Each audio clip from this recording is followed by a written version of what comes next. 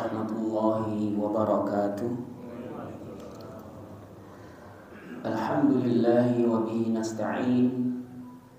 Wassalatu wassalamu ala asyrafil anbiya'i wal mursalin Sayyidina wa nabiyyina Muhammadin wa ala alihi wa sahbihi ajma'in. Allahumma inna nas'aluka ilman nafi'an wa rizqan tayyiban wa amalan mutaqabbala.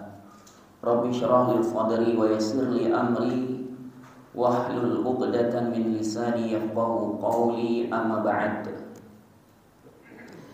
Jamaah kaum muslimin yang dimuliakan Allah Subhanahu wa taala. Alhamdulillah, pada pagi hari yang diberkahi ini kita dapat berkumpul kembali di majelis yang mulia ini untuk melanjutkan kajian kita terhadap kitab Al-Wabilus Thayyib Minal Kalimit Thayyib, buah karya dari Al-Imam Ibnul Qayyim rahimahullahu ta'ala, di mana pada pertemuan sebelumnya kita sudah membahas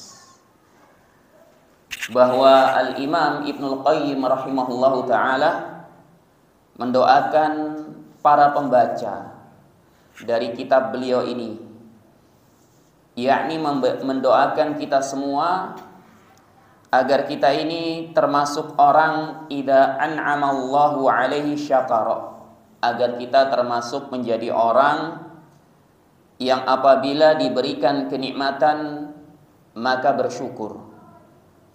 Wa idza betuliya sabara, dan apabila diberikan ujian, musibah, maka bersabar. Wa idza atnaba istaghfara, dan jika berbuat dosa maka segera untuk beristighfar, memohon ampun kepada Allah Subhanahu wa taala. Pada pertemuan sebelumnya kita sudah jelaskan sedikit dari maksud doa yang diucapkan oleh Al-Imam rahimahullahu ta'ala kepada para pembaca kitabnya ini. Kemudian yang terakhir beliau sebutkan di sini, idza atnaba istaghfara, jika berbuat dosa maka kita beristighfar, segera beristighfar, memohon ampun kepada Allah Subhanahu wa taala. Karena setiap hamba pasti berbuat dosa, baik itu dosa kecil maupun dosa besar. Sebagaimana Nabi sallallahu alaihi wasallam bersabda, kullu bani Adam khata'un.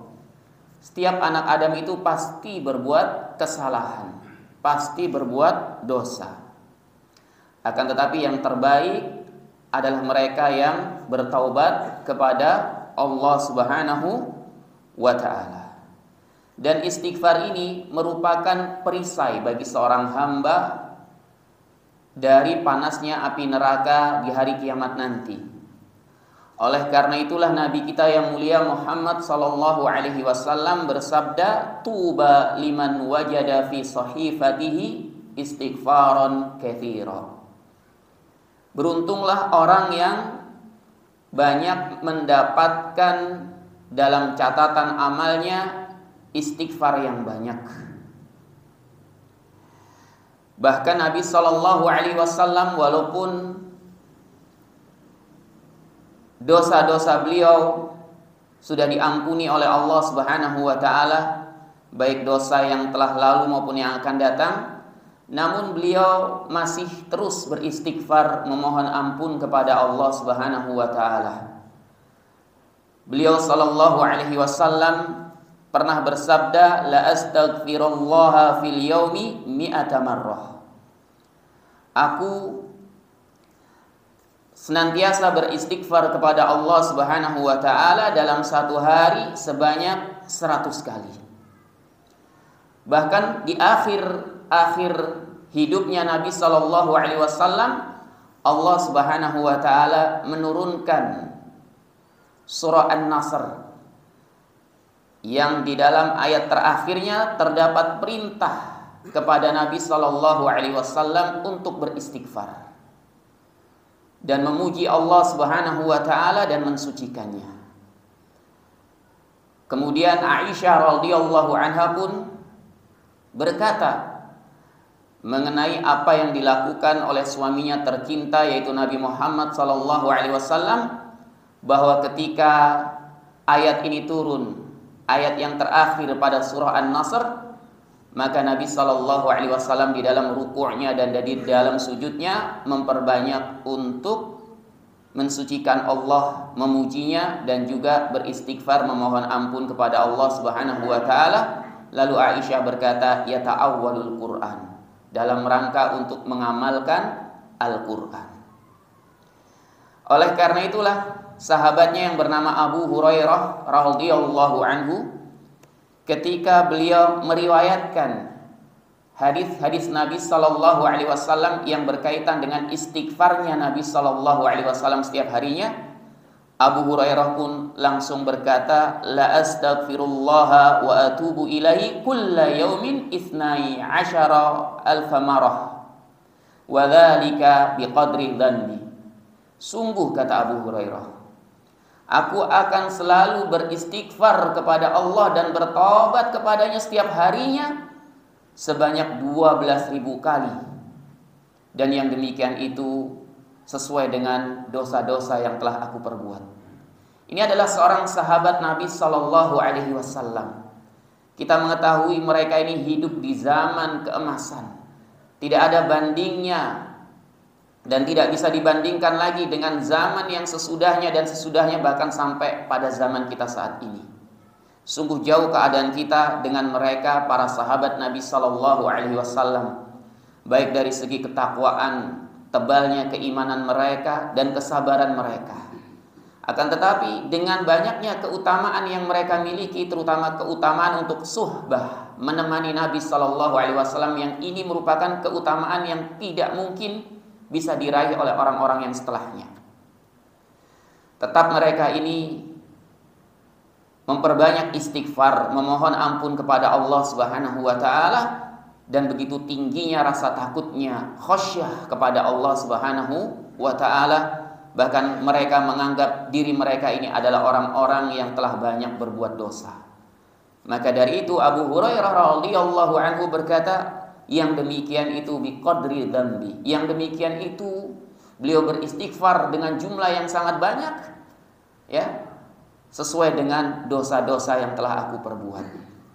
Setelah itu jamaah kaum muslimin yang dimuliakan Allah Subhanahu wa taala, Al-Imam Ibnul Qayyim rahimahullahu taala berkata di dalam kitabnya ini, fa inna hadhil umur ats-tsalatsata min unwanus sa'adatil 'abdi.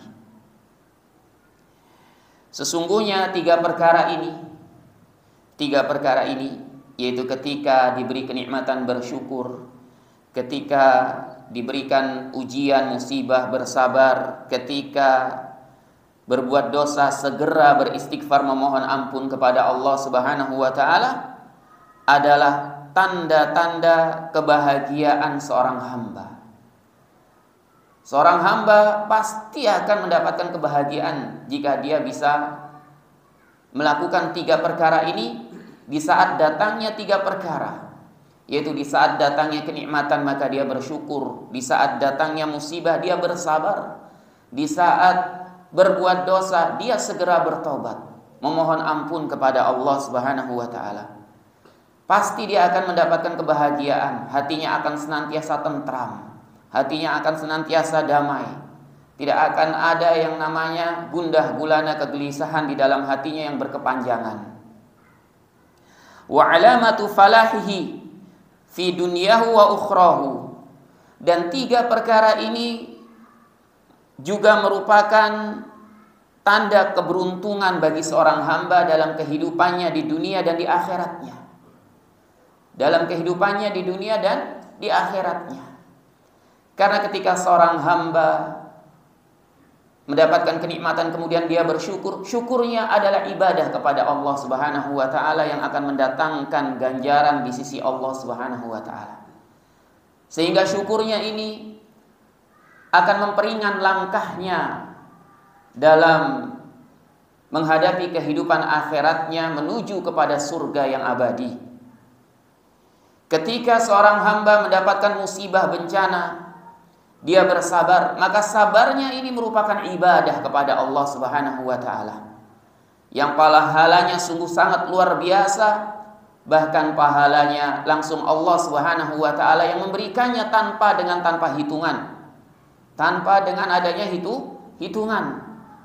Sebagaimana kita ketahui di dalam agama kita beberapa ibadah dijelaskan. Jika mengamalkan ini maka akan mendapatkan ganjaran ini. Jika mengamalkan ini maka akan mendapatkan ganjaran ini. Akan tetapi orang yang bersabar ini pahalanya bighairi hisab, tanpa ada hitungan. Kemudian jika kita berbuat dosa, kemudian segera beristighfar, maka istighfar kita kepada Allah Subhanahu wa taala adalah ibadah. Sebagaimana yang sudah kami jelaskan tadi, bahwa istighfar ini akan menjadi tameng bagi seorang hamba di akhiratnya dari panasnya api neraka.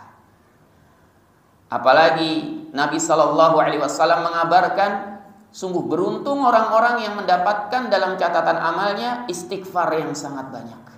Istighfar, mengucapkan astagfirullah yang diiringi dengan ketundukan hati dan pengakuan hati terhadap dosa-dosa yang telah kita perbuat ini. Bukan istighfar yang kosong, hanya ucapan lisan saja. Wala yanfaku 'abdun 'anha abadan. Al-Imam Ibnul Qayyim rahimahullahu taala berkata, seorang hamba tidak akan pernah lepas dari 3 perkara ini selama-lamanya. Selama seorang hamba itu hidup di dunia, pasti dia akan mengalami 3 perkara ini. Dan tidak ada seorang pun yang dikecualikan untuk tidak mengalami salah satu dari 3 perkara ini. Maka dari itu tidak ada alasan bagi kita untuk tidak bersyukur kepada Allah Subhanahu wa taala. Pasti kita diberikan kenikmatan apapun itu.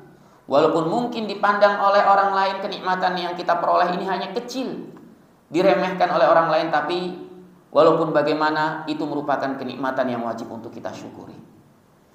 Seorang hamba juga pasti mendapatkan musibah.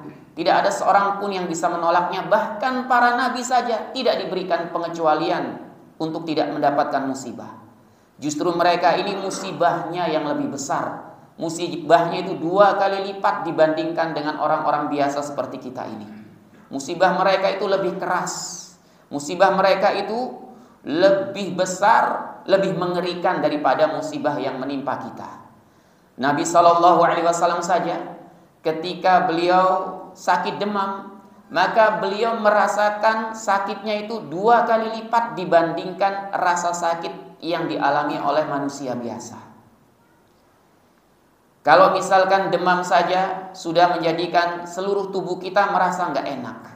Seluruh tubuh kita merasakan sesuatu hal yang kadang-kadang menjadikan kita ini malas untuk melakukan apapun itu. Bahkan makan saja kita malas karena demam yang menimpa kita.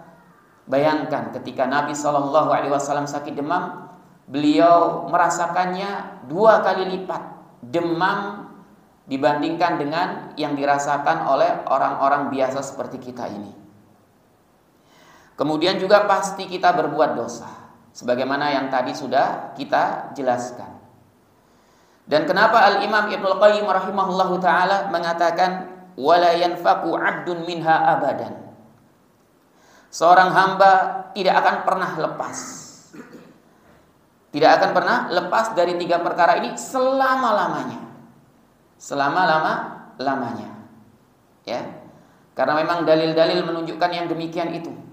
Oleh karena itulah Al-Imam Ibnul Qayyim rahimahullahu taala ketika mendoakan kita semua agar termasuk orang yang apabila diberi kenikmatan bersyukur, diberi bencana musibah bersabar dan seterusnya, beliau menggunakan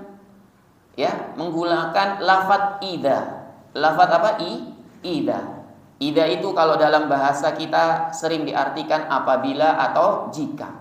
Dan idza ini dalam bahasa Arab maknanya sama dengan in. Ada idza, ada in. Nah, in ini juga sama diartikan apabila dan juga jika. Walaupun memiliki arti yang sama dalam bahasa kita, namun dalam bahasa Arab memiliki makna yang terkandung di dalamnya, ya, makna yang terkandung di dalamnya yang membedakan antara menggunakan kata idza dengan menggunakan kata in. Karena kalau menggunakan kata idza ini lil mustaqbal, untuk perkara yang akan datang, wa tahaqquk, dan perkara tersebut pasti terjadi. Pasti terjadi. Tapi kalau menggunakan in, ini juga untuk perkara yang mendatang tapi belum tentu terjadi. Di antara contohnya sebagaimana Allah Subhanahu wa taala berfirman, kutiba alaikum idza hadara ahadakumul mautu in taraka khairanil wasiyah. Kutiba alaikum, diwajibkan atas kalian, idza hadara ahadakumul mautu, apabila kematian datang kepada salah seorang di antara kalian, ya, in taraka khairanil wasiyah, ya, apabila orang yang meninggal itu, ya, apabila mayit itu meninggalkan warisan.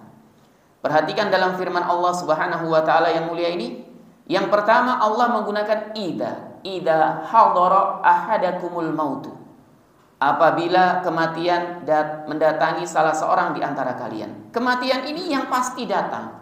Oleh karena itu di sini Allah Subhanahu wa taala berfirman menggunakan apa? Idza. Karena kematian merupakan sesuatu yang pasti datang kepada setiap manusia. Bahkan setiap yang bernyawa pasti mati. Kemudian setelah itu in taraka khairanil wasiyah. In, ya, jika apabila mayit tersebut, orang yang mati tersebut meninggalkan warisan. Meninggalkan warisan belum tentu terjadi. Karena tidak setiap mayit, tidak setiap orang yang meninggal itu pasti meninggalkan warisan. Ya, maka dari itulah di sini begitu dalamnya ilmu dari Al-Imam Ibnul Qayyim rahimahullahu taala, dan begitu indahnya kalimat-kalimat yang beliau bawakan, sehingga antara kalimat yang pertama, kedua, ketiga senantiasa memiliki hubungan yang apabila dianalisis, dibedah, akan terungkap begitu banyak faedah dan hikmah-hikmah di dalamnya. Kemudian setelah itu Al-Imam Ibnul Qayyim rahimahullahu taala berkata, fa innal abda daimut taqallubi baina hadhil atbaqis salasa. Karena sesungguhnya seorang hamba juga senantiasa berpindah-pindah atau mengalami secara bergantian antara tiga perkara ini. Beliau ungkapkan juga di sini dengan at-taqallub, yang artinya berbolak-balik, berpindah-pindah, tidak senantiasa menetap. Karena tiga perkara ini tidak akan selalu dialami oleh seorang hamba dalam satu waktu. Kadang-kadang dia mendapatkan kenikmatan, kesenangan, ya. Kadang-kadang dia mendapatkan bencana, musibah. Kadang-kadang dia berbuat dosa, kadang-kadang dia juga terjaga. Dia terjaga baik dari dosa kecil maupun dosa besar. Terutama ketika dia, ya, sedang berada dalam ibadah kepada Allah Subhanahu wa taala. Maka tiga perkara ini walaupun pasti akan menimpa seorang hamba, tapi tidak akan menimpa dalam satu waktu. Datangnya bergantian sehingga seorang hamba bisa untuk mempersiapkan dirinya ketika mendapatkan kenikmatan untuk bersyukur. Kemudian dia bisa mempersiapkan dirinya ketika mendapatkan suatu musibah bencana untuk bersabar. Dia juga bisa mempersiapkan dirinya ketika melakukan dosa segera bertobat. Dan persiapan-persiapan itu tentu datang karena ilmu yang sebelumnya dia pelajari. Karena ilmu yang telah dia dapatkan dari majelis-majelis ta'lim seperti yang kita lakukan pada saat ini. Karena apa yang kita lakukan ini selain untuk ibadah kepada Allah Subhanahu wa taala, selain untuk mendapatkan ilmu yang bermanfaat, juga sebagai persiapan bagi kita untuk menghadapi berbagai macam aneka ragam, ya, kehidupan dunia ini yang akan datang kepada kita, baik itu kenikmatan, bencana maupun dosa. Sehingga di sini kita pun bisa untuk mempersiapkan diri. Nanti kalau misalkan dapat kenikmatan, kita akan bersyukur. Ketika dapat bencana, kita akan bersabar karena kita sudah mendapatkan ilmu-ilmu yang harus kita lakukan ketika datang salah satu dari tiga perkara ini. Setelah itu jamaah kaum muslimin yang dimuliakan Allah Subhanahu wa taala, al-awwal, beliau ingin menjelaskan satu persatu tentang 3 perkara ini. Ya, al-awwal yang pertama, ni'amun minallahi ta'ala tataradafu alaihi. Ni'amun, kenikmatan-kenikmatan dari Allah Subhanahu wa taala, tataradafu alaihi, senantiasa datang silih berganti. Senantiasa datang silih berganti kenikmatan Allah Subhanahu wa taala ini. Faqaiduha asyukru, maka yang mengikat kenikmatan ini, yang bisa menjaga kenikmatan ini adalah bersyukur. Karena syukur ini akan menjaga kenikmatan tersebut agar tetap langgeng dan juga diberkahi.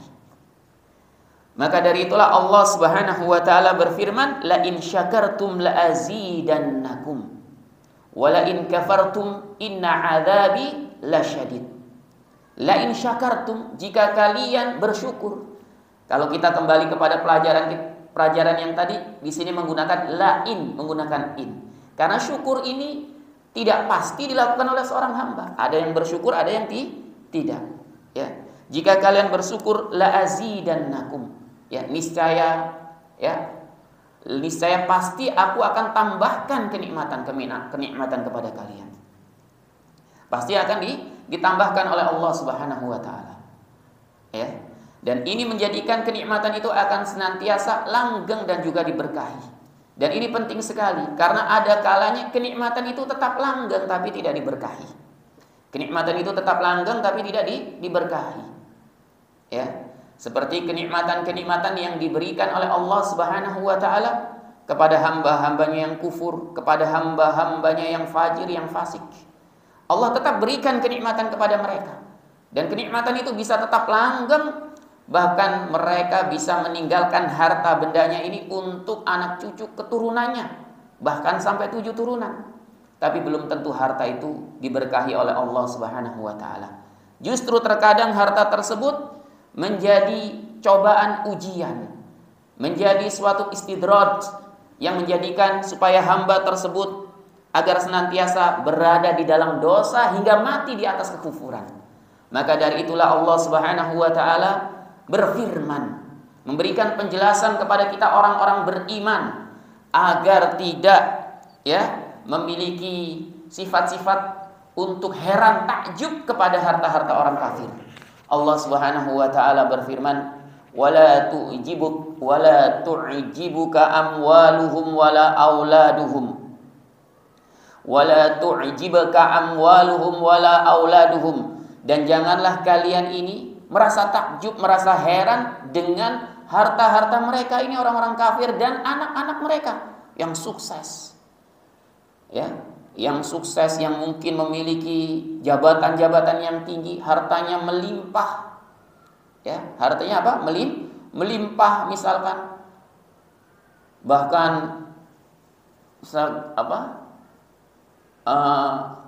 tangannya kalau gini tuh bisa gemerlapan itu ya. Cincinnya gitu kan, ya. Jangan Jangan kita kagum, jangan merasa heran. Jangan kita kagum, jangan kita merasa heran dengan yang demikian itu. Karena Allah Subhanahu wa taala kemudian berfirman, innama, agak lupa saya enggak ingat. Innama yuridullah, innama,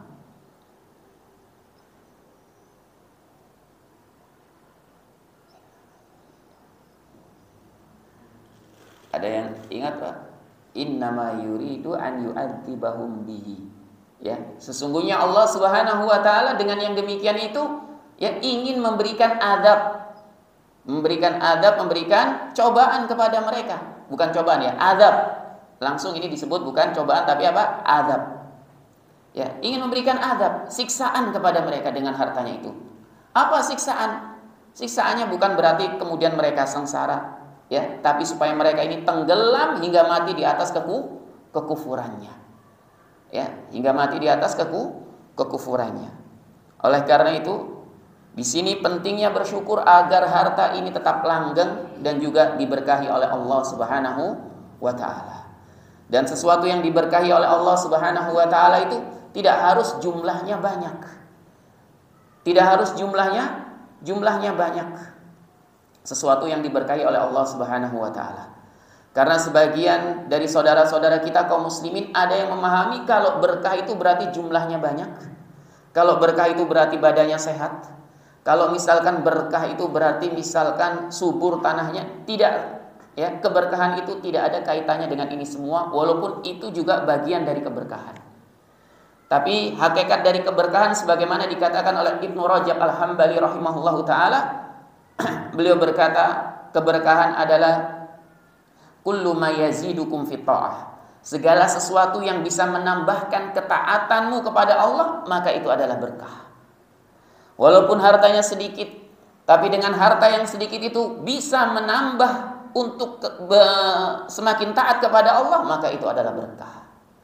Walaupun badannya sakit, akan tetapi dengan rasa sakitnya bisa menjadikan dia semakin taat kepada Allah, maka itu adalah berkah. Karena kalau misalkan keberkahan hanya dilihat dari banyaknya sesuatu, maka para nabi dan rasul banyak yang miskin.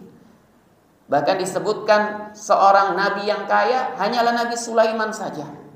Adapun yang lainnya kehidupan mereka biasa-biasa saja. Bahkan ada yang kehidupan mereka ini, ya, tidak memiliki apapun dari sisi-sisi perbendaharaan dunia ini. Kemudian para sahabat Nabi Shallallahu Alaihi Wasallam kebanyakan mereka juga adalah orang-orang yang miskin.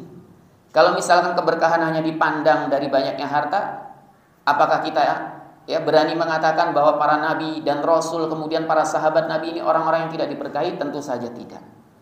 Kemudian jika keberkahan ini hanya dipandang dari tubuh fisik yang sehat, maka ya Nabi Ayub alaihissalam beliau menderita penyakit sehingga menjadikan orang-orang yang ada di sekitarnya bahkan istrinya sendiri menjauhinya. Ya, walaupun para ulama berbeda pendapat berapa tahun Nabi Ayub ini mengalami penyakitnya, ada yang mengatakan 3 tahun, 7 tahun, bahkan sampai 18 tahun. Ya, tapi ini merupakan penyakit yang pada waktu itu beliau diuji dan menjadikan orang-orang yang ada di sekelilingnya menjauhi. Apakah kemudian Nabi Ayub ini tidak diberkahi oleh Allah Subhanahu wa taala? Tentu beliau adalah manusia yang paling diberkahi pada waktu itu, di zamannya. Ya. Kemudian apakah keberkahan ini berkaitan dengan tanah yang subur? Kalau seperti ini, niscaya seperti negara-negara di Timur Tengah, terutama Haramain. Ya, Haramain, Madinah dan juga Mekah yang masuk dalam kawasan haram. Di sana tandus. Di sana kering. Akan tetapi Allah Subhanahu wa taala menjelaskan bahwasanya Haramain ini merupakan tanah yang diberkahi. Kemudian juga negeri Syam merupakan negeri yang diberkahi. Walaupun di sana ya beberapa tempatnya atau kebanyakannya itu tandus. Bahkan di sana tetap bergejolak perang, tapi tetap walaupun bagaimana negeri-negeri tersebut adalah negeri yang diberkahi. Sehingga di sini keberkahan itu harus kita pahami tidak berkaitan dengan ya banyaknya sesuatu atau ya baiknya fisik seseorang dan yang lain sebagainya. Setelah itu Al-Imam Ibnul Qayyim rahimahullahu taala ya berkata, wa huwa mabniun ala thalathati arkan. Dan syukur ini dibangun di atas 3 rukun. Ya, tapi sebelum kita masuk kepada syukur, saya ingin menjelaskan Nabi Shallallahu Alaihi Wasallam sudah mengajarkan kepada kita semua agar kita ini supaya bisa mensyukuri segala nikmat yang Allah Subhanahu Wa Taala anugerahkan kepada kita.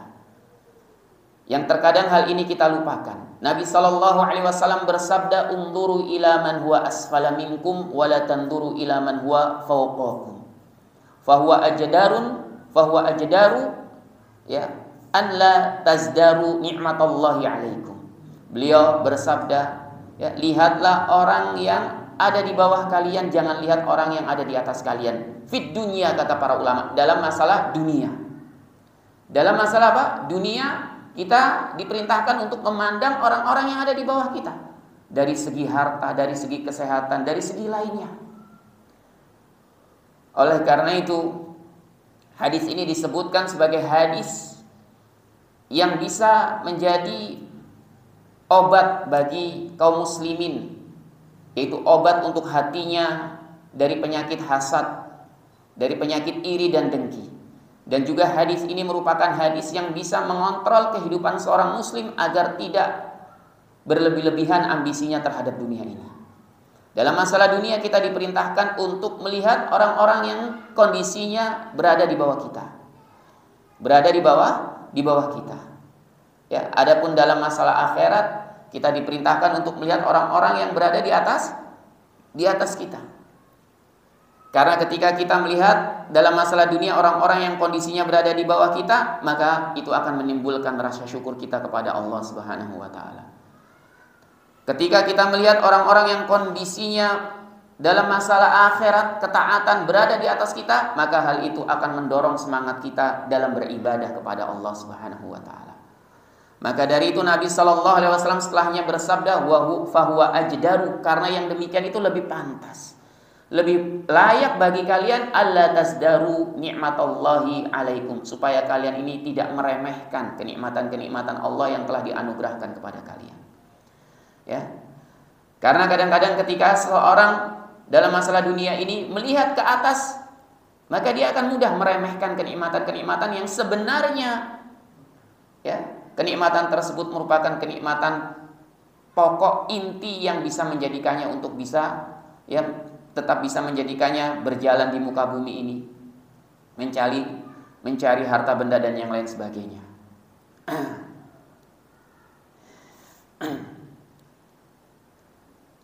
Kemudian setelah itu Al-Imam Ibnul Qayyim rahimahullahu taala berkata, wa huwa mabniun ala thalathati arkan. Dan syukur ini dibangun di atas 3 rukun. Jadi ini merupakan 3 rukun syukur yang harus diketahui oleh setiap muslim.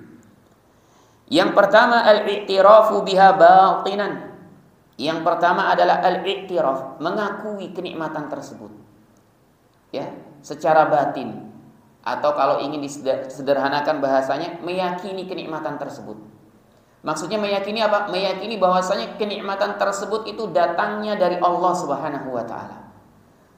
Kenikmatan tersebut datangnya dari Allah Subhanahu wa taala, bukan dari kecerdasan kita, bukan dari kekuatan fisik kita. Karena kalau misalkan seperti ini enggak ada bedanya dengan Qarun yang dia menyombongkan ilmu yang dimilikinya sehingga Allah Subhanahu wa taala menenggelamkannya ke dalam bumi, Qarun berserta harta bendanya yang sangat banyak tersebut. Dan Allah Subhanahu wa taala juga berfirman, wa ma bikum min ni'matin faminallah. Dan apa saja kenikmatan-kenikmatan yang telah kalian peroleh, maka semuanya itu berasal dari Allah Subhanahu wa taala. Maka ini semuanya dari kenikmatan-kenikmatan yang kita rasakan harus kita yakini bahwa ini merupakan anugerah dari Allah Subhanahu wa taala. Ini merupakan karunia dari Allah Subhanahu wa taala, sehingga di sini akan menekan kesombongan kita terhadap dunia yang kita miliki ini.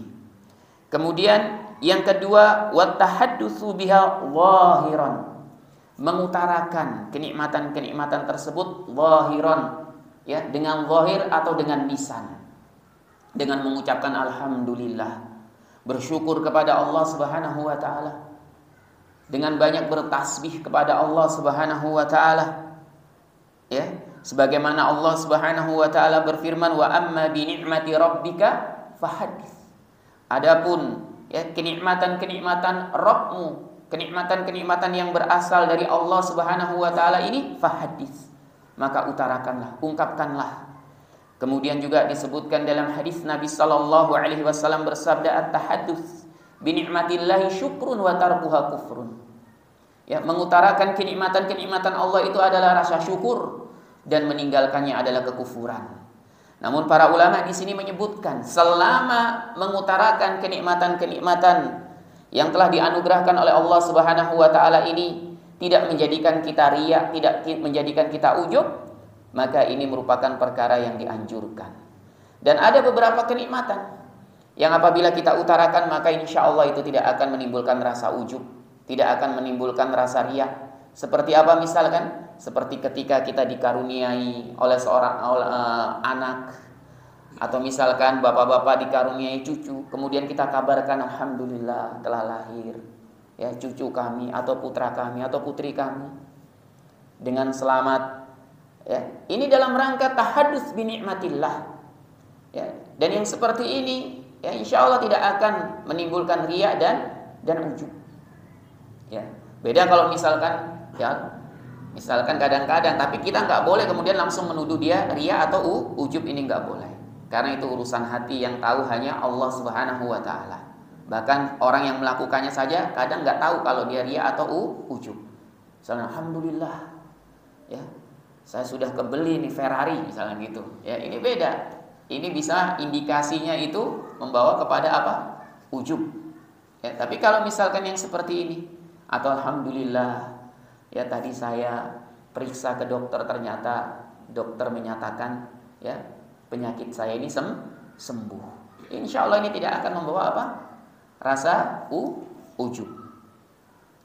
Kemudian yang ketiga, wa tasrifuha fi maradati muwalliha wa musdiha wa mu'tiha. Yang ketiga, menggunakan kenikmatan-kenikmatan tersebut fi maradati muwalliha, dalam hal-hal yang diridhoi oleh penguasanya. Yaitu penguasa kenikmatan tersebut adalah Allah Subhanahu wa taala. Wa musdiha, dan yang menganugerahkannya, wa mu'tiha, dan yang memberikannya. Ya. Ini yang ketiga, menggunakan kenikmatan-kenikmatan tersebut dalam hal-hal yang diridhoi oleh Allah Subhanahu wa taala. Kita gunakan kenikmatan-kenikmatan yang kita peroleh ini untuk bisa semakin mendekatkan diri kepada Allah Subhanahu wa taala. Untuk bisa menjadikan kita semakin taat kepada Allah Subhanahu wa taala. Allah Subhanahu wa taala berfirman tentang keluarga Daud, "I'malu ala Dawud syukra." Ya, beramalah wahai keluarga Daud sebagai bentuk rasa syukur kepada Allah Subhanahu wa taala. Nabi sallallahu alaihi wasallam salat malam sampai kakinya bengkak-bengkak. Kemudian Aisyah radhiyallahu anha bertanya kenapa Nabi sallallahu alaihi wasallam melakukan itu padahal dosanya yang telah lalu dan akan datang sudah diampuni oleh Allah Subhanahu wa taala. Maka beliau pun berkata kepada Aisyah radhiyallahu anha, "Ya Aisyah, afala akuna 'abdan syakur?" Wahai Aisyah, apakah aku tidak boleh untuk menjadi seorang hamba yang bersyukur? Ini merupakan bentuk rasa syukur Nabi sallallahu alaihi wasallam dengan mempergunakannya untuk melakukan ketaatan kepada Allah Subhanahu wa taala. Ya. Beliau bersyukur bukan karena diberikan kenikmatan harta dunia ini yang sangat banyak, yang berlimpah. Bahkan kita ketahui rumah beliau ini atapnya sangat rendah sekali. Kalau tangan beliau diarahkan ke atas, maka itu langsung bisa menyentuh atap rumahnya. Kalau kita beda, kadang-kadang atap rumah kita tinggi, loncat aja nggak nyampe, harus pakai apa? Tangga. Ya.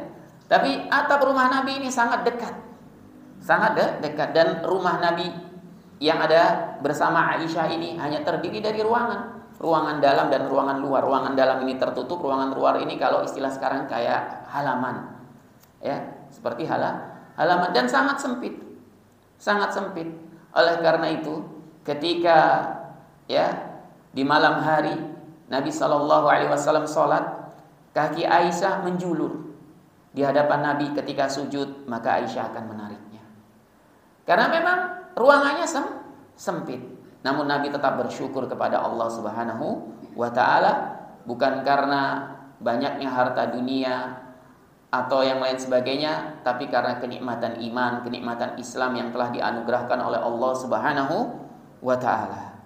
Ya, oleh karena itu, yang ketiga ini merupakan perkara yang penting.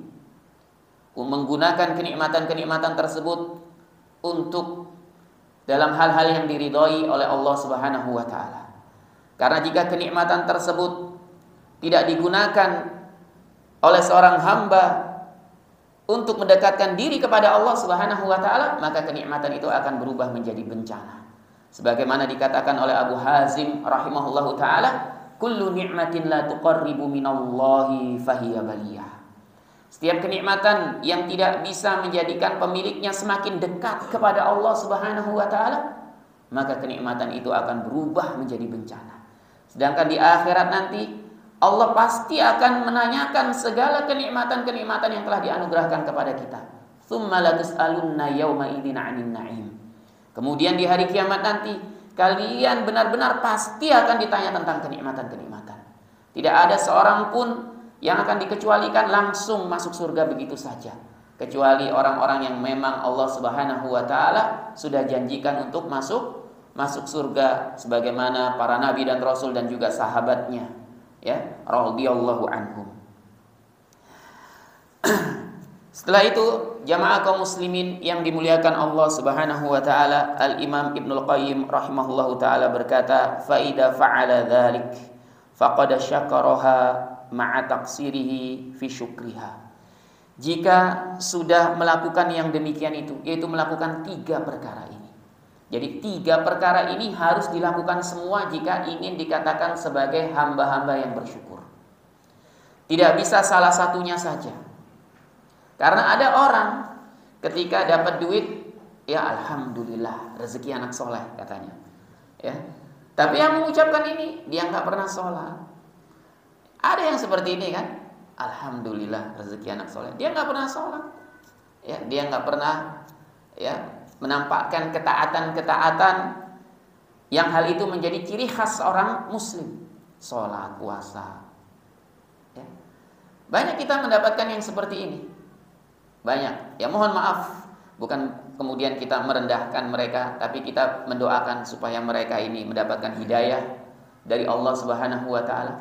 Seperti sebagian dari, ya, preman-preman. Ya, kadang saya pernah mendengar langsung bahkan ketika mendapatkan apa? Uang, cerita alhamdulillah katanya rezeki anak soleh nih katanya gitu ya. Dia sudah mengucapkannya, memang mengutarakannya dengan lisannya. Tapi ketika misalkan kenikmatan tersebut, ya, setelah itu tidak digunakan untuk melakukan ketaatan kepada Allah, belum dikatakan dia sebagai seorang yang bersyukur. Belum dikatakan dia sebagai seorang yang bersyukur. Oleh karena itu 3 perkara ini harus dilakukan oleh seorang hamba jika ingin dikatakan sebagai seorang hamba yang bersyukur. Memang sulit, tapi kita harus berusaha. Kita harus berusaha untuk menjadi hamba-hamba yang bersyukur. Berkata Imam Ibnul Qayyim rahimahullahu taala, fa idza fa'ala dzalik, jika seorang hamba sudah melakukan yang demikian itu, yaitu melakukan 3 rukun ini, faqad syakara, maka dia dikatakan sebagai hamba yang bersyukur. Dia dikatakan sebagai hamba yang bersyukur ma'a taqsirihi fi syukrihi, meskipun, ya, masih banyak kekurangan dalam rasa syukurnya. Meskipun masih banyak kekurangan dalam rasa syukurnya. Karena kalaulah kita diberikan taufik oleh Allah Subhanahu wa taala untuk bisa bersyukur selama hidup kita ini. Selama hidup kita ini kita selalu bersyukur, tidak pernah luput, niscaya rasa syukur kita ini tetap akan banyak kekurangannya, tidak akan bisa untuk membayar segala kenikmatan yang Allah Subhanahu wa taala anugerahkan kepada kita. Ya. Tidak akan pernah bisa untuk membayar kenikmatan yang Allah Subhanahu wa taala berikan kepada kita. Bahkan jangankan bersyukur kepada Allah Subhanahu wa taala terhadap kenikmatan yang telah dianugerahkan kepada kita semua. Menghitung-hitung nikmat Allah saja kita tidak akan mampu. Wa in ta'udu nikmatallahi la tuhsuha. Kita enggak akan pernah mampu. Kita tidak akan pernah mampu. Jangankan menghitung, kadang-kadang, ya, sadar bahwa ini kenikmatan dari Allah Subhanahu wa taala saja, ya, tidak pernah tidak terlintas di benak kita. Tidak terlintas di benak kita, kita lupakan. Hal itu kadang muncul ketika Ketika misalkan kita mendapatkan musibah, ketika kita mendapatkan suatu bencana, atau ketika kita mendapatkan suatu permasalahan, baru kita sadar, oh iya, ya, tetap syukur aja lah, walaupun bagaimana kita masih bisa nafas, bisa hidup, ya. Padahal hal ini merupakan kenikmatan yang selalu melekat kepada kita. Namun terkadang kesadaran untuk bisa, ya, mengetahui bahwa itu nikmat yang wajib kita syukuri, ya, kita lupakan hal ini. Kita kadang lalai dari hal tersebut. Oleh karena itu, walaupun kita sudah melakukan 3 perkara ini, kata Al-Imam Ibnul Qayyim rahimahullahu taala, tetap dikatakan meskipun banyak kekurangan dalam rasa syukurnya di sana dan di sini. Maka dari itulah di antara ulama ada yang berkata, syukruna yahtaju ila syukri. Rasa syukur kita ini membutuhkan syukur lagi. Ketika kita bersyukur terhadap suatu kenikmatan, kita bersyukur ini karena apa, Pak? Karena adanya taufik dari Allah untuk bisa bersyukur. Nah, taufik dari Allah ini kenikmatan yang harus kita syukuri. Maka nggak akan pernah bisa untuk lepas sebenarnya kita, ya, untuk senantiasa bersyukur kepada Allah Subhanahu wa taala. Maka wajar jika Allah Subhanahu wa taala berfirman, wa qalilum min ibadiyasy syakur. Bukan hanya wajar, tapi memang inilah yang terjadi. Sedikit sekali dari hamba-hambaku yang bersyukur. Kenapa? Karena syukur kita saja itu membutuhkan syukur lagi. Sebab ketika kita bersyukur, karena hal itu adalah taufik dari Allah. Itu adalah hidayah dari Allah Subhanahu wa taala kepada kita untuk bisa bersyukur. Taufik dan hidayah ini merupakan kenikmatan yang besar yang wajib untuk kita syukuri, dan terus seperti ini, terus seperti ini, terus seperti ini. Ya, namun jamaah kaum muslimin yang dimuliakan Allah Subhanahu wa taala, walaupun kita masih banyak kekurangan dalam rasa syukur kita kepada Allah Subhanahu wa taala, kita harus senantiasa berusaha untuk bisa bersyukur kepada Allah Subhanahu wa taala dengan meyakininya, kemudian mengutarakannya, dan juga yang paling penting mempergunakan segala kenikmatan yang telah dianugerahkan oleh Allah Subhanahu wa taala kepada kita ini untuk bisa semakin mendekatkan diri kepada Allah Subhanahu wa taala. Ya, mungkin cukup sampai di sini. Oh, 10 menit lagi. Nah, ya. Baik.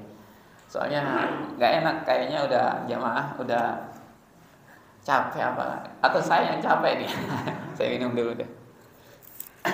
Bismillah.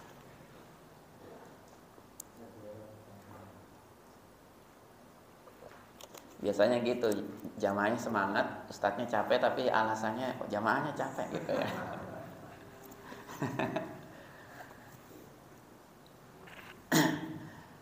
Baik, jamaah kaum muslimin yang dimuliakan Allah Subhanahu wa taala.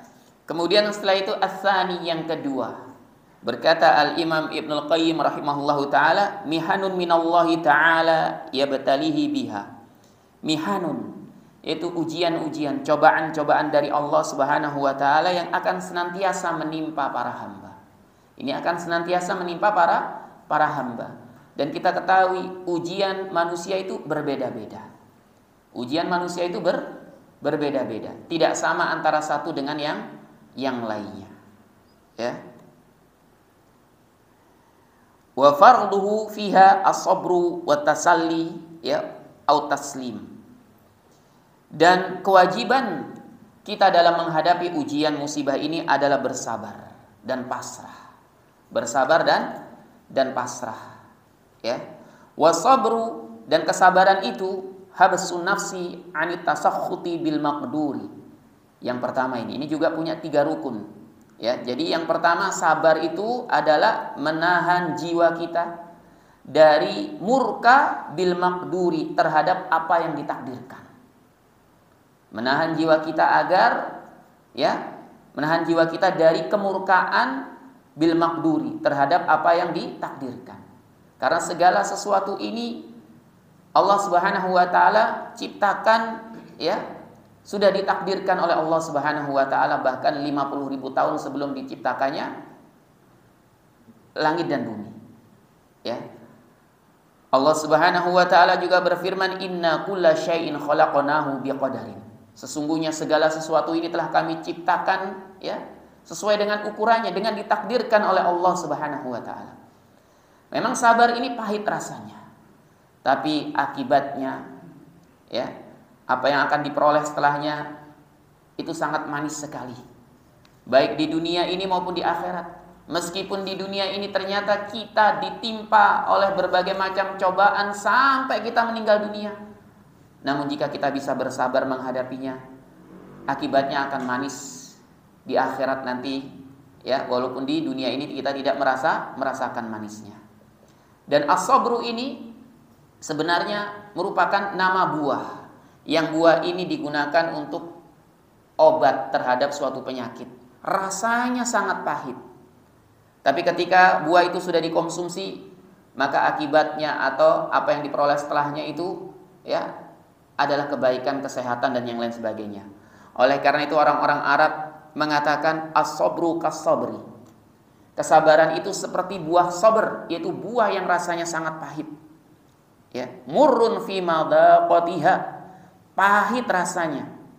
Lakinna ya, awaqibahu ahla minal asal. Akan tetapi ya, apa yang akan diperoleh setelahnya itu lebih manis daripada madu. Maka dari itu di sini ya, kita harus bisa menahan jiwa kita dari apa? Dari kemurkaan terhadap apa yang ditakdirkan. Terutama yang dimaksud di sini adalah takdir-takdir yang tidak kita sukai mungkin. Takdir-takdir yang buruk. Jangan sampai kita suudzon kepada Allah Subhanahu wa taala. Jangan sampai menjadikan kita ini justru mengucapkan kata-kata yang mengandung kekufuran, mencela Allah Subhanahu wa taala, menyalahkan Allah Subhanahu wa taala. Kemudian yang kedua, wahabsul lisani anisyaqwa. Menahan lisan ini agar tidak berkeluh kesah. Tidak berkeluh kesah. Ya. Karena keluh kesah ini lebih baiknya hanya kita utarakan kepada Allah Subhanahu wa taala, sebagaimana Allah Subhanahu wa taala berfirman tentang Nabi Ya'qub, ya, innama ana ashku bathi wa huzni ilallah. Sesungguhnya aku berkeluh kesah tentang kesusahan dan kesedihanku ini hanya kepada Allah Subhanahu wa taala. Namun bukan berarti kita di sini dilarang sama sekali berkeluh kesah. Karena kadang seseorang itu membutuhkan tempat, istilahnya kalau sekarang, untuk curhat, mencurahkan ya isi hatinya. Tapi bukan dalam rangka untuk menyalahkan takdir. Ya, dalam rangka untuk mendapatkan suatu apa namanya? Pak, kalau kita curhat kemudian jalan keluar, untuk mendapatkan jalan keluar, ya, solusi, mendapatkan nasihat dan yang lain sebagainya, maka ini tidak mengapa. Hanya saja carilah orang-orang yang memang benar-benar bisa dipercaya untuk apa? Untuk dijadikan tempat ya curhat dalam rangka untuk meminta nasihat dan meminta solusi. Yaitu orang-orang yang mereka amanah menjaga keluh kesah kita ini, atau mungkin ada aib-aib yang kita ceritakan yang kemudian tidak mereka sebarkan lagi, dan juga memiliki kata-kata yang penuh dengan ya kebijaksanaan. Wa habsul jawarih anil maksiyah. Kemudian yang ketiga adalah menjaga anggota tubuh ini dari maksiat kepada Allah Subhanahu wa taala. Ya, dari maksiat kepada Allah Subhanahu wa taala. Di sini dicontohkan kalaqami, seperti menampar-nampar wajah, wasyaqqis thiyabi, merobek-robek pakaian, wa natfi sya'ri, menjambak-nyambak rambut, wa nahwi dzalik, dan selain ini. Dicontohkan oleh Al-Imam Ibnu Qayyim rahimahullahu taala tiga perkara ini, karena tiga perkara ini yang biasa dilakukan oleh orang-orang jahiliyah, terutama oleh para wanitanya yang disebut dengan niyah, yang pelakunya dilaknat oleh Allah Subhanahu wa taala. Bahkan dikatakan oleh Nabi sallallahu alaihi wasallam, laisa minna, bukan golongan kami, ya, man latama al-khududa, orang yang menampar-nampar pipinya dan juga merobek-robek bajunya. Ya. Kemudian beliau sebutkan wanah wadalik, dan selain ini seperti apa? Misalkan lempar piring, lempar gelas. Ya, kalau lagi apa? Sedang misalkan ada suatu permasalahan, nggak sabar, lempar piring, lempar gelas. Bahkan yang lebih buruk lagi, sebagian orang ketika mendapatkan suatu permasalahan dia tidak bisa bersabar, maka dia bermaksiat terang-terangan. Ya, dengan apa? Misalkan mengkonsumsi zat-zat yang terlarang. Ya, mengkonsumsi zat-zat yang terlarang, mendatangi tempat-tempat yang penuh dengan kemaksiatan, dan ini terjadi yang seperti ini. Maka ini semuanya harus dihindari. Dan tiga perkara ini merupakan, kata Al-Imam Ibnu Qayyim rahimahullahu taala, famadarus sabri ala hadhil arkanis salasah. Maka ya, pokok dari kesabaran itu dibangun di atas tiga pondasi ini. Orang yang bersyukur harus melakukan ini semua, karena ada kalanya orang yang dia lisannya tidak berkeluh kesah. Ya, tubuhnya pun dia tertahan dari berbuat maksiat, tapi hatinya penuh dengan kemurkaan terhadap apa yang ditakdirkan oleh Allah Subhanahu wa taala. Ya, dia simpan itu. Dia simpan di dalam hatinya. Sehingga kadang-kadang akhirnya dia pun enggan untuk beribadah, berbuat taat kepada Allah Subhanahu wa taala karena sudah merasa kecewa. Ya, karena sudah merasa kecewa. Pernah saya melihat ya di YouTube ya, kan sekarang zamannya YouTube ya, jamaah ya. Itu ada orang dia ini dilahirkan dari orang tua muslim. Saya lupa ibunya atau siapa itu, yang orang Turki ya. Dari orang tua muslim kemudian melewati sebuah saudara-saudara kita kaum muslimin yang melakukan street dakwah, jadi dakwah di jalanan di Eropa. Ya, setelah itu dia mendekati, dijelaskan tentang agama Islam dan ternyata dia sekarang ini menyembah setan katanya, terang-terangan mengatakan menyembah setan. Ya. Kemudian apa yang kalau kamu lakukan? Mempersembahkan kambing dan yang lain sebagainya. Ya. Alasannya kenapa dia melakukan itu? Karena katanya ketika saya di Islam saya tidak pernah mendapatkan suatu kenikmatan apapun. Ya, saya tidak pernah mendapatkan suatu kenikmatan apapun. Ya, saya kecewa katanya. Dengan apa? Dengan Islam, intinya kecewa dengan Rabb-nya, dengan Allah Subhanahu wa taala. Ya. Sebentar lagi ya, ini jemaah tanggung nih. Fa idza qama bihal 'abdu kama yanbaghi, maka jika seorang hamba telah melaksanakan 3 rukun ini sebagaimana mestinya, inqalabatil mihnatu fi haqqihi minhatan, maka ujian itu akan berubah ya menjadi kenikmatan untuknya. Ujian itu akan berubah menjadi apa? Kenikmatan untuknya. Wastahallatil baliyah atiyah, dan bencana akan berubah menjadi anugerah. Wasaral makruhu mahbuban, dan sesuatu yang tidak disukai tersebut akan berubah menjadi perkara yang dicintainya. Ya, wallahu taala a'lam. Insyaallah taala kita lanjutkan di pertemuan yang akan datang. Kurang lebihnya kami mohon maaf. Semoga apa yang telah kita kaji ini bermanfaat bagi kita semua, ya, dan semoga kita semua dirahmati oleh Allah Subhanahu wa taala, diberkahi, karena Nabi sallallahu alaihi wasallam pernah bersabda, ya, Allahumma barik ummati fi bukuriha, ya Allah berkahilah umatku di pagi harinya. Subhanakallahumma wa bihamdik asyhadu an la ilaha illa anta astaghfiruka wa atubu ilaik. Wassalamualaikum warahmatullahi wabarakatuh.